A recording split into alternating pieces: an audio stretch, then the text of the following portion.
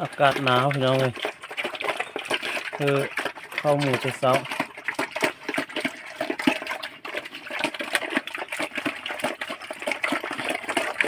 มื้อนี้อากาศหนาวแฮง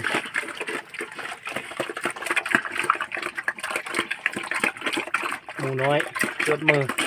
เป็น1 อาทิตย์ต้องเอาใส่เปลืองเข้ามาเห็ดเป็นมุ้งเพื่ออบอุ่นหมูน้อยแล้ว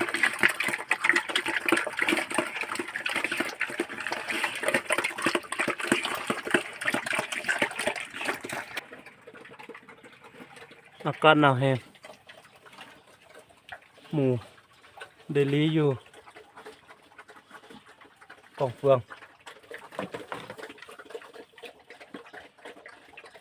ที่อุ่นดี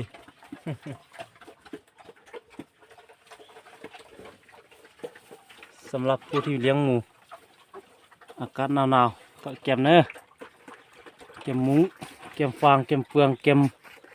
อย่างให้มันในการอบอุ่นดีอยู่กองเฟืองอากาศหนาวแห้ง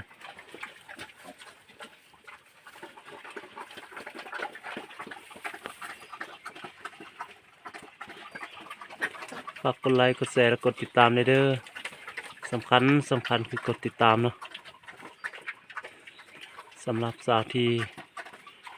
กษตรกรที่มักหักในการเลี้ยงหมูเป็นอาชีพเสริมหรืออาชีพหลักก็ได้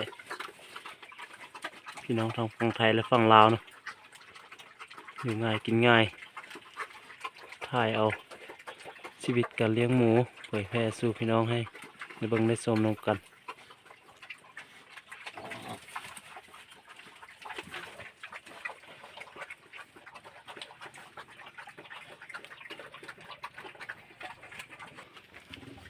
บรรยากาศ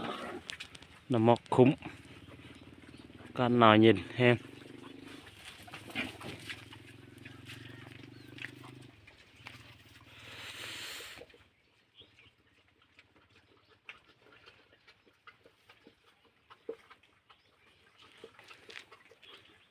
ระยะในการเบิ่งเห็นประมาณ100 เมตร